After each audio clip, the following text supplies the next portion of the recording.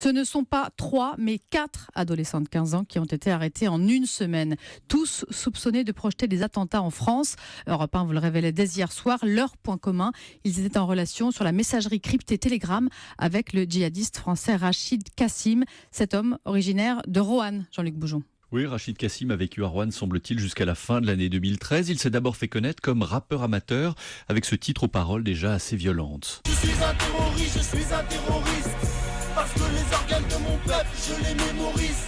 Alors à cette époque, l'homme fréquente sans aucun problème l'une des deux mosquées de la ville, mais en 2011, après un séjour en Algérie, son discours se fait plus haineux vis-à-vis de l'Occident. Une vidéo notamment lui sert de justification, se souvient l'un de ses amis de l'époque. Il est venu une fois chez moi et il m'avait montré une vidéo de propagande qu'il avait vue sur internet. Alors c'était une vidéo, c'est sûr, ça renverse le cœur. C'était ce que les soldats américains faisaient de pire en Irak, quand ils urinaient sur les cadavres, quand ils violaient des femmes, etc. Et je lui dis, il faut vraiment faire attention à cette pente, elle est glissante. Tu peux en arriver à penser que tu vas pouvoir t'attaquer à n'importe qui. Kassim, trop virulent, devient persona non grata à la mosquée et son attitude va aussi poser problème alors qu'il travaille pour la ville de Roanne comme agent de cantine dans une école primaire au contact des enfants. L'une de ses collègues se souvient d'un homme d'abord très gentil mais qui va progressivement changer. Il se laisse pousser la barbe, ne veut plus lui serrer la main et finit par parler de Mohamed Merah aux enfants, le qualifiant de héros.